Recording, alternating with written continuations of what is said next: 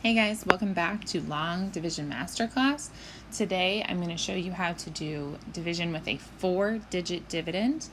And if you have not checked out the previous videos in the series, the very first one will give you all the details you need to become a long division master.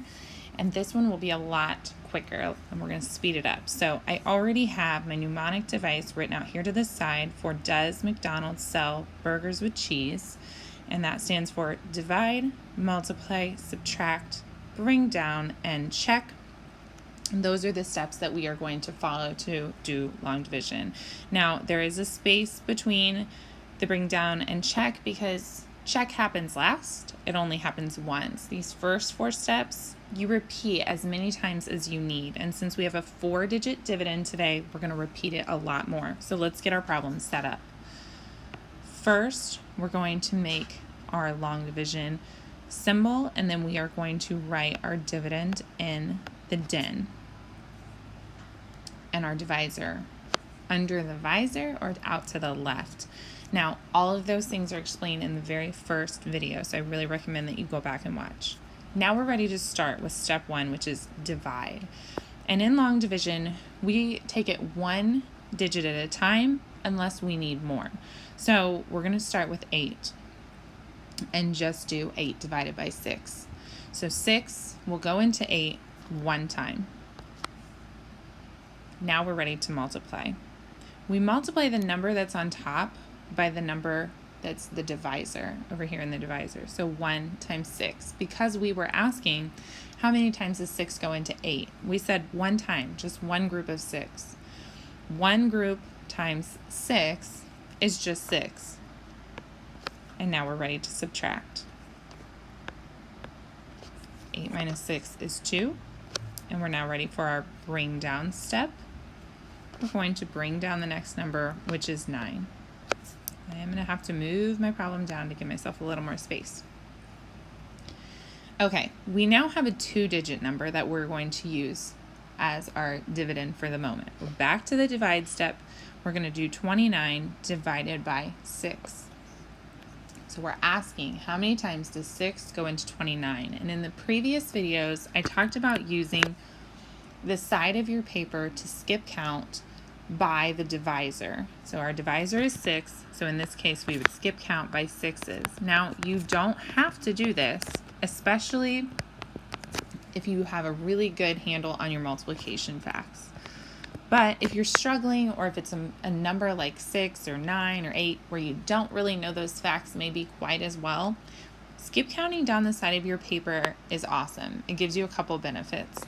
It helps you with the divide step, it helps you with the multiply step, and you can use that same list that you made over and over until you finish dividing on that problem because the divisor doesn't change. So in this case, I skip counted by 6s over here. I went all the way to 30. 30 is too much, so I know that 24 is as close as I can get to 29 without going over it. That means that 6 will go into 29 1, 2, 3, 4 times. So I put a 4 up here in my quotient. And now I'm ready for the multiply step. And you have to remember, you're only going to multiply the number you just put in a quotient by the divisor. So that 1 we've already multiplied. We're not going to do anything with it this time. We're going to multiply 4 times 6. And when you did the division, you already found out that 4 times 6 is 24. So that should be a repeat of information. And now I'm ready to subtract. I'm going to subtract 29 minus 24 is 5. And I'm ready to bring down again. I'm going to bring down the next number, which is an 8. And I always like to use arrows because it helps keep the place value all lined up. So now I'm doing 58 divided by 6.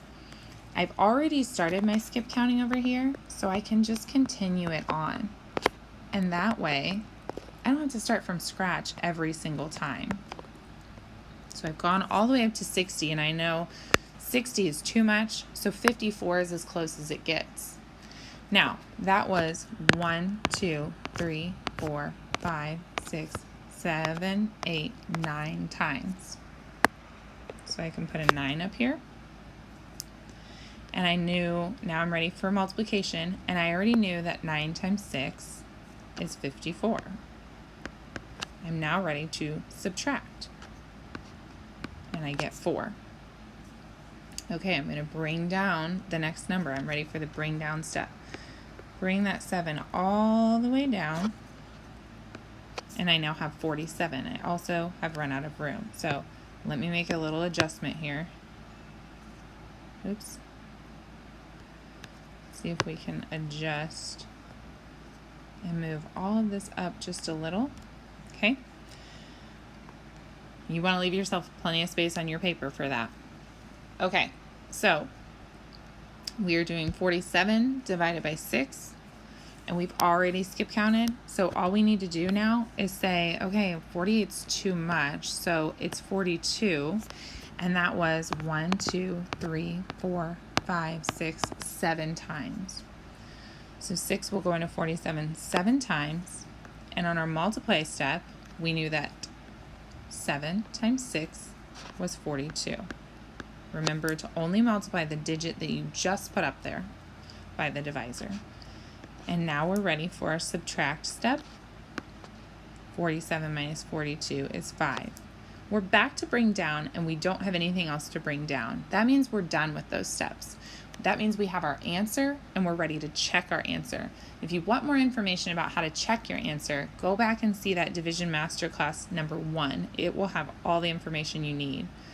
So now our answer is up here. That's called our quotient. So that means that 8,987 divided by 6 equals 1,497. And we have this remainder down here, this leftover 5. So we're going to put remainder 5. Now, if your teacher wants you to put a fraction there, or if you just want to make this into a fraction, that's easy too. You have your whole number circled, and all you have to do is go clockwise. Whole number, numerator, and then the 6, the divisor, is your denominator. So you have 1,497 and 5/6. And that's all there is to it. All right, thank you for joining me for Division Masterclass. I'll be adding more lengthier problems later, but these 3 should be all you need to get you started.